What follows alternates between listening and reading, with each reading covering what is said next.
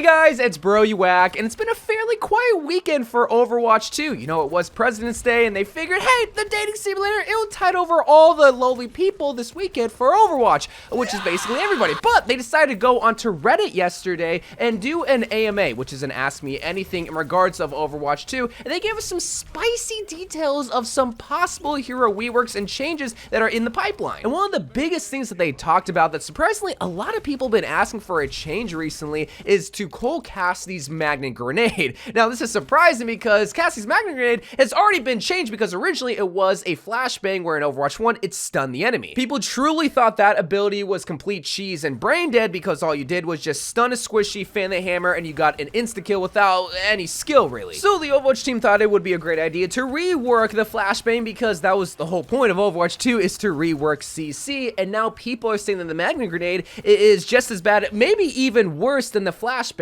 So they went onto Reddit and talked about the flashbang or the Magnet Grenade, and they said the overall goal here is to bring back some lost synergy in Cassidy's kit. Example, fan the hammer losing some of its ease of use. Magnet Grenade is rather flat in what it does, and while some abilities can be in this space, Cassidy's kit already has a lot of simplicity. And so after seeing that post, a lot of people suggested maybe going back to the flashbang of Overwatch 1, and I really want you to trust me on this in saying that we do not want to go back to the CC annoyingness of Overwatch 1, which heavily includes the flashbang of Cassidy's old kit. And while I will say I like Magnet Grenade a whole lot more, it is very satisfying to stick an enemy and shoot them in the body and seeing them flee around the corner and still have them explode and die. Like, that is so satisfying and fun. But if we must have a third iteration to this grenade, what I think might be best is to maybe meet in the middle of a flashbang and a Magnet Grenade, where maybe you don't have a full-on stun, but maybe anybody that is stuck by this grenade, a quick little slow is applied. That's kind of an oxymoron, but a slight slow is applied to the enemy that is stuck by the grenade,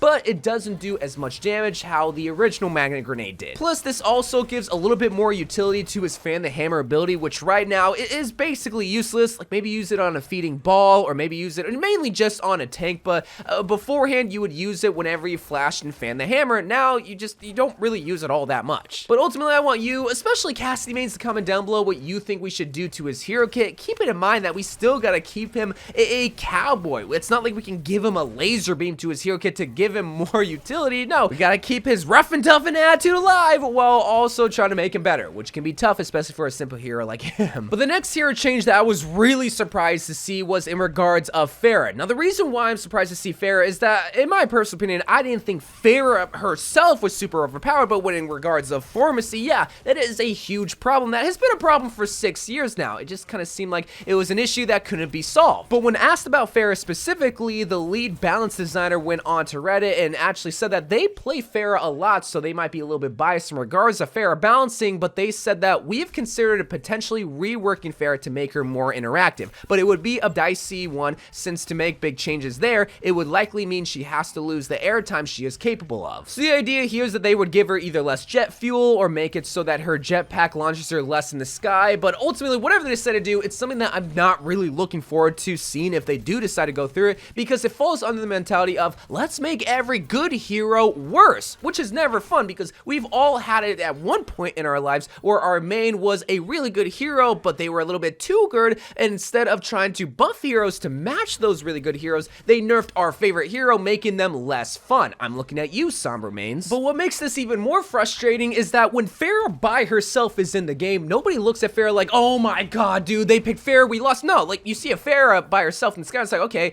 I can easily shoot her. Even if you're someone that's not a traditional hit scan, like a Hanzo or an even Mei, you can still take care of that Pharah. But as soon as you see a pharmacy, that's when you say, oh, we lost, GG. And that's the most frustrating part, is that this isn't Pharah's fault. So this is ultimately the biggest dilemma when trying to rework Pharah, is that you don't want to try to buff her to influence people to not play a Mercy with a Pharah, but as soon as people do willingly play a Mercy with the Pharah, then she becomes even more powerful and more unstoppable. But if we nerf Pharah due to the people playing Mercy with a Pharah, as soon as we pick a Pharah without a Mercy, then she becomes the worst hero given the fact that she just got nerfed. So what do we do here? But overall, here's my possibly hot take when it comes to trying to balance Pharah, and that is maybe she's already balanced. You know, guys, whenever you complain about a pocketed Pharah, I guarantee you have that same frustration with any pocketed DPS hero, a pocketed Ashe, a pocketed Widowmaker, a pocketed Soldier, a pocketed Cassidy. you just don't complain about it or think about it that much, because when you see a pocketed Pharah, well, both heroes benefit from helping each other, because Mercy is now a lot less vulnerable from the flanking DPS because she's able to fly into the sky rather than just on the horizontal axis. So I think when trying to balance Pharah,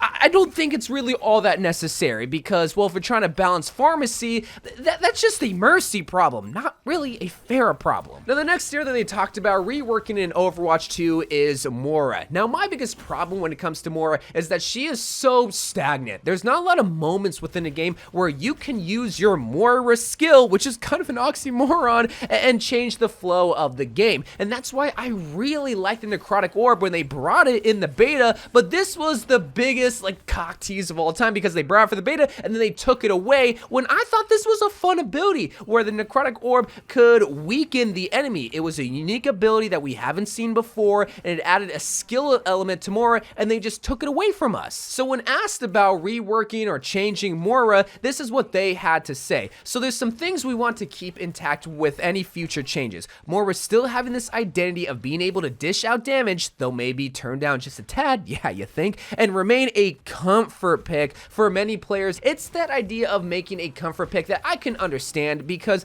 what's so appealing about Overwatch is that it's welcoming for anybody to play. Even if you've never played an FPS game in your life, there is still a few heroes in the game that you can pick where you don't need to have this mechanical skill. And a great example of another comfort pick in a different role is someone like Winston, where if you don't have the greatest mechanical skill, well, it's alright, because that's what's so appealing about Winston, and kind of the meme about him. I got no aim, I got no brain, I'm a Winston main. And that's alright, because it's not like Winston is the only hero too. Reinhardt is another hero where you don't need to have the greatest aim to perform well. But I feel like with those heroes, there are moments where you can show off your skill and your 1,000 hours on that hero. If you have 1,000 hours on Moira, there's not really a moment in time where you can show off the skills. Yeah, maybe using geometry to bounce off the orbs, but even that's an annoying aspect. So in my personal opinion, for someone who plays Moira a lot, I really like the Necrotic Orb. I think bringing it back will bring opportunities for Moira to not be so stagnant, add a unique element in the game, which is weakening, maybe just tuning it a little bit, and making it so that if you're a Moira main, you have a moment in game where you can possibly even save your allies. Like if a Reinhardt is charging and pinning your ally, you weaken them and you make it so that they don't die. You know, that's the kind of stuff that we need in Overwatch, making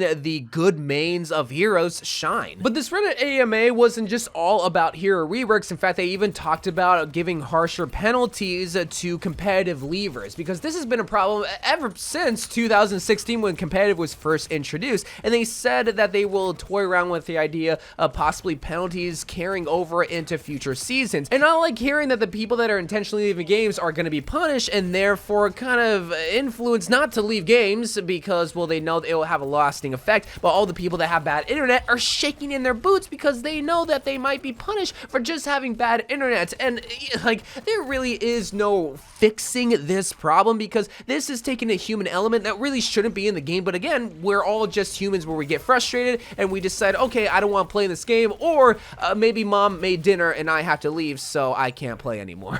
Whatever they decide to do, I think they would think thoroughly when trying to consider the people with bad internet. But in my personal opinion, and this is not a fix, but rather just a bandage that I've been advocating for about 6 years now, why don't we just remove the leave game button? You know, if we don't want people to leave the game, but if we're actively giving them the option to leave the game with the whole point of warning them, hey, you will be possibly banned from the season, well, why don't we just stop giving them the warning and just not give them the option to leave the game? Now, you might be saying, okay, bro, that's a smart idea, except for the fact that they could just easily close out of the application on their PC or just dashboard on their Xbox or PlayStation and Switch. And yeah, you're right, but the whole idea of removing the leave game button is that they're still not actively in the game of Overwatch. Even after waiting their penalty of 10 minutes, 2 hours, or however long they have, they're not actively in the game and getting this mentality that it's okay to leave the game because they have the option. Again, it's not a fix. I'm just saying it's a bandage, but if we're actively trying to stop leavers, well, let's stop giving them the option. The other thing that they talked about is fixing the competitive titles like Master Challenger, Diamond Challenger, Grandmaster Challenger,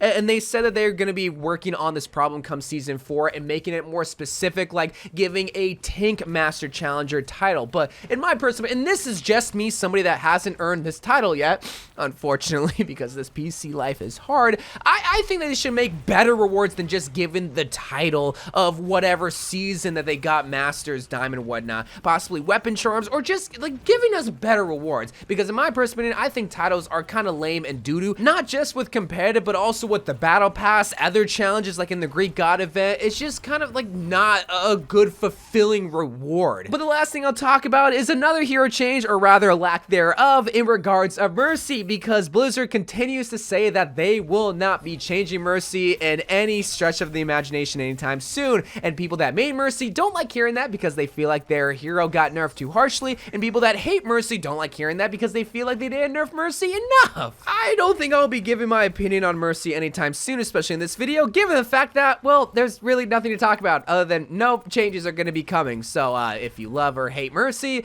I'm sorry, but if you like any other changes, hopefully you enjoy this video because it was very informative, and I kind of like the fact that they're giving insight on what changes could be coming, and I'm really hoping these changes do come, but at the end of the day, it's all just possibilities. It just could happen, but we'll just have to see. So until then, I love you guys. Thank you guys for watching. More Overwatch 2 videos to come, and bye.